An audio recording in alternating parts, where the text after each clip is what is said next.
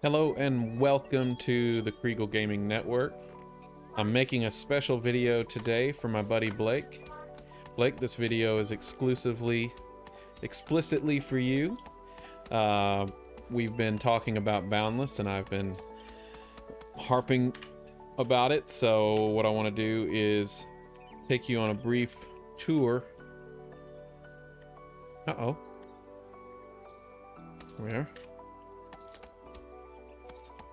Of the mansion that I've built in Boundless and give you a little bit of an impression of this game. It is voxel based, just like Minecraft. It's just in first person. So see, I can harvest blocks and then we can place blocks.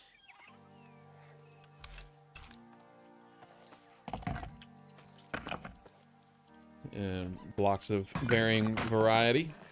So I'll give you a brief tour of my mansion, and there it is. It is not finished, so working on that.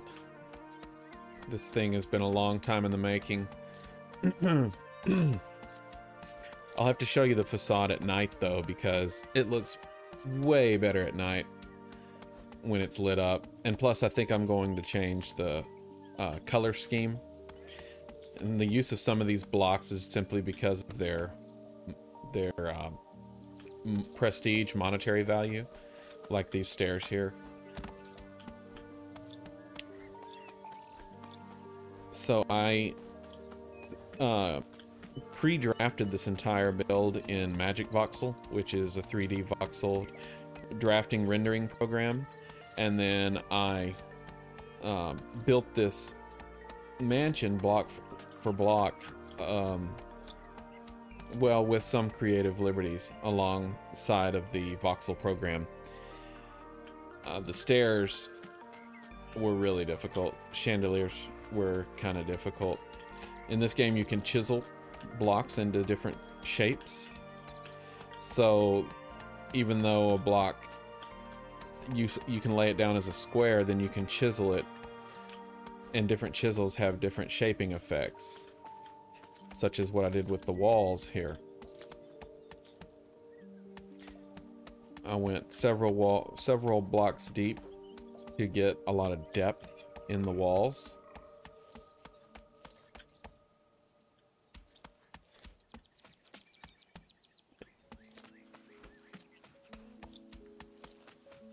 So this grand room, keep in mind as I show you this place, it is incomplete. For example, there's no back wall currently above the second floor. So I've got to frame this in back here. That should not be open, so ignore that. And then this opens into, like, I haven't really designated these two rooms. I'm sure they'll just be like master suites. A little jacuzzi here with a see-through floor. Looks down into the grand hall. When the lights go down, when it gets dark, you'll begin to notice that all of my walls and rooms are backlit, because the lighting environment relies on these lit gleam blocks to actually create radiant light. So without them, this would just be a dark, chamberous room. So you can kind of see where that's happening there with the shadow effects. So when it's nighttime, this place is really brilliant. The reason that red is so red is because I've got the entire red velvet sand, I'm sorry, that's concrete, backlit with the same hue of gleam. So you go out into this vast world that's interconnected with planetary system. So I could totem travel to that planet right now if I so chose. Each planet is diverse and you can gather everything you see.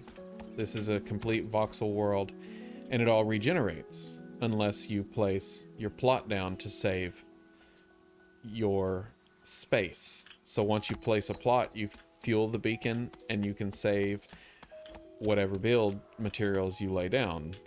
So I've actually had this mansion fueled for quite some time now. I don't plan to ever let it lapse, to be honest. So this is just a grand hall that houses the chandelier that looks down. I think this has glass. It does not. Whoops. So we have the grapple. This is dissimilar from Minecraft in the sense that you are bound by gravity. You may not just float around and place blocks. So when I built this place, you have to build with true carpentry. You have to grapple up here. And if you want to do recessed lighting, you've got to place gleam in there and then chisel the gleam and then place the diamonds on the outer. And there's some extremely imaginative builds on this game. I'm decent, but I'm nothing compared to some of the stuff I've seen. So yeah, so you're bound by gravity, but you can use your chisel. I mean, you can use your grapple to move around. And you can hang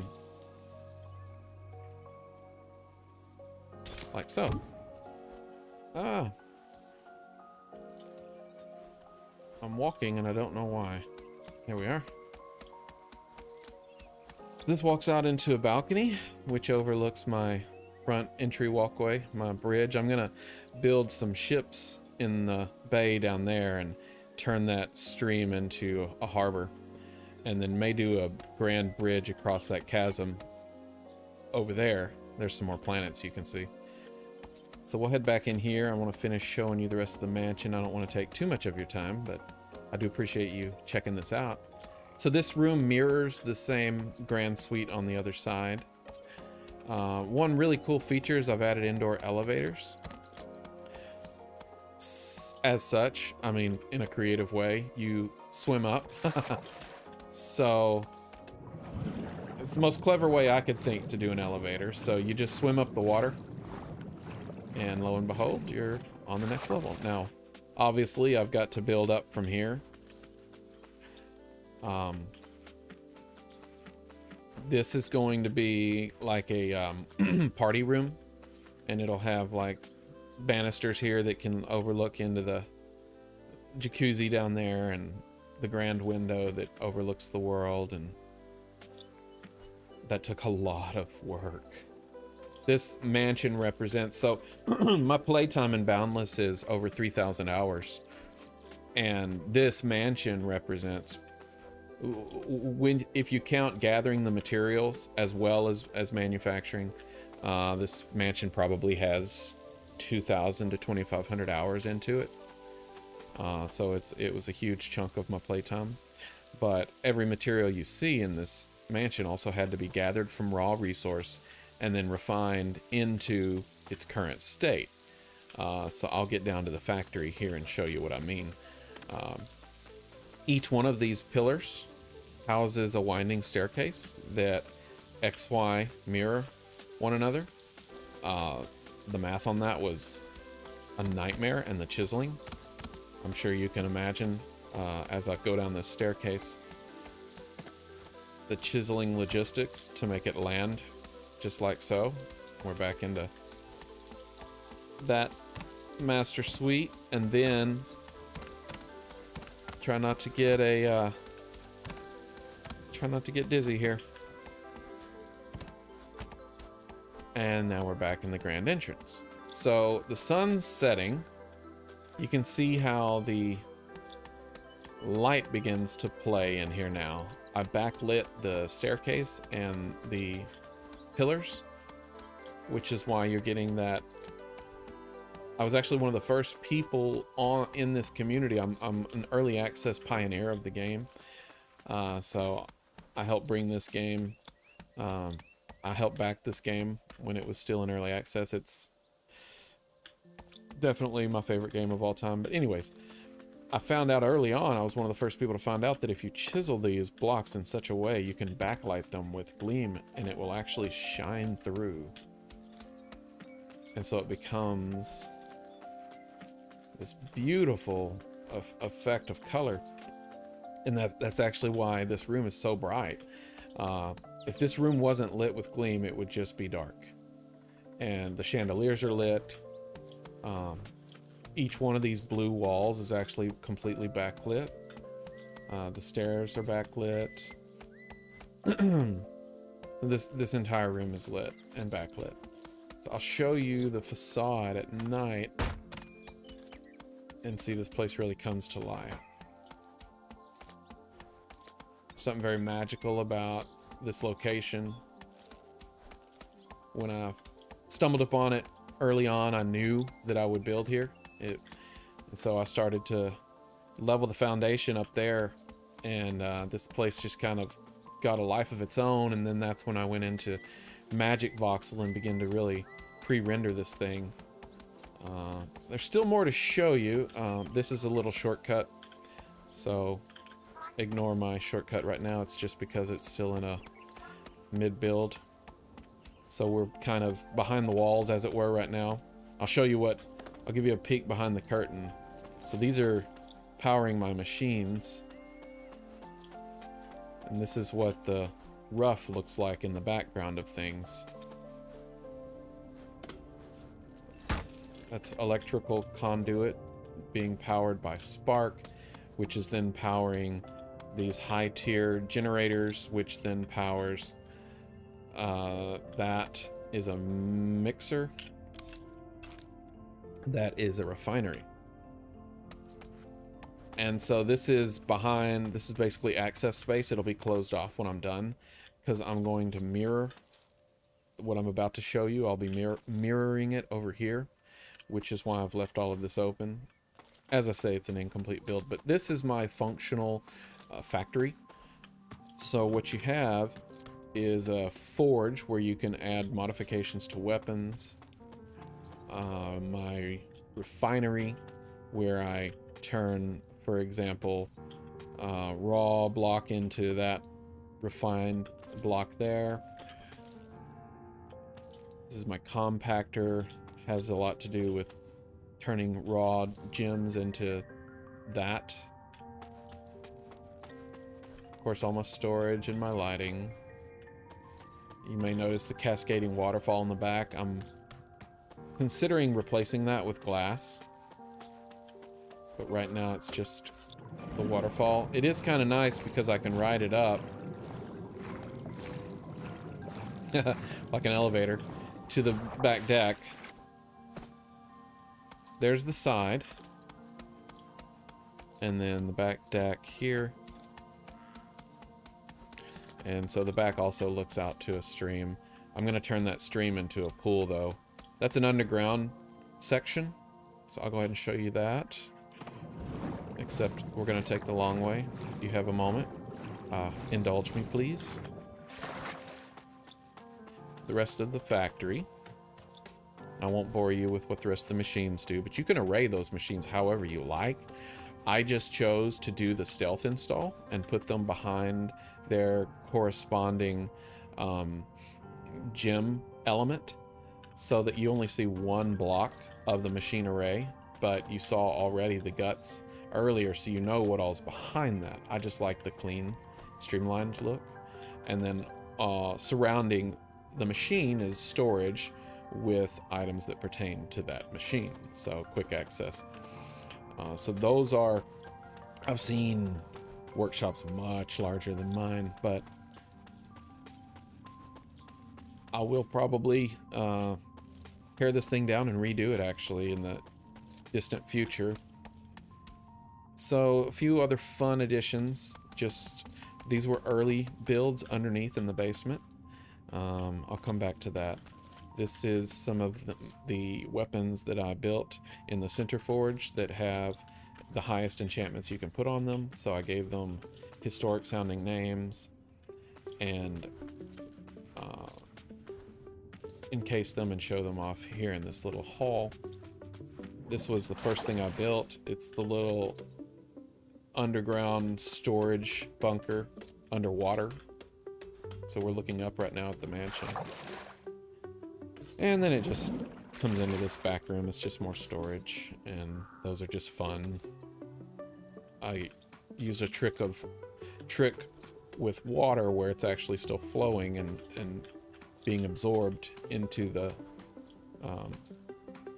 block down there. I was just playing with a concept with this room, nothing much more than that.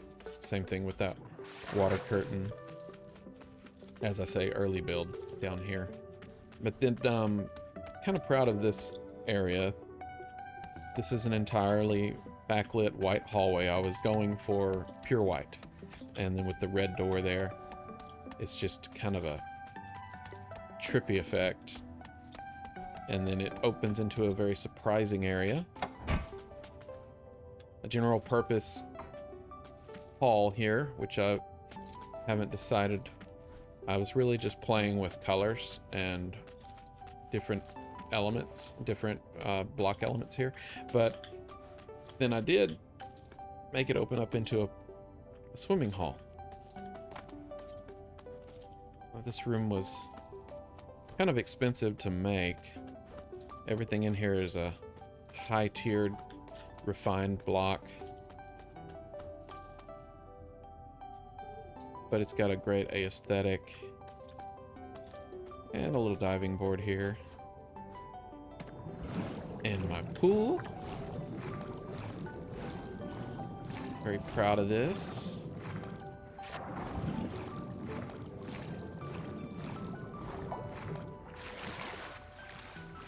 And then I'm gonna make that a concert stage. And then we'll have some mini bars and things like that down here. So that's kind of what we've got right now.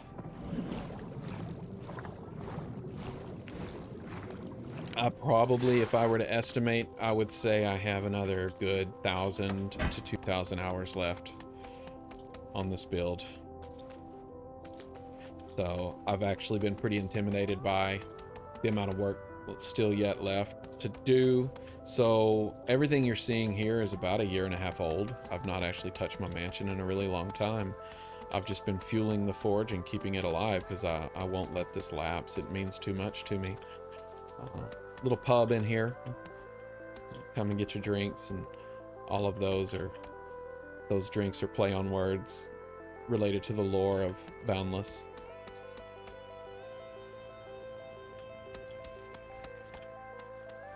Let's see what else. I think that's pretty well the gist of my property. Like I say, still a lot of work left to do, but it's fun. It's always fun to build, as you know now. But I do prefer this to Minecraft, and my main reason, my main argument is, well, I'll give you two, is block diversity. There's just every color and element you can think of is up for grabs out on these planets, and mining and burrowing into the mountainsides and planetary travel, and everything's diverse. But number one reason is I love the fact that you are tethered to gravity, and that you gotta construct in first person view just like you would. So I love that. I appreciate your time, and I'll make more videos if you'd like, but this in essence is Boundless, and this is me. Thanks for watching. See you soon, buddy.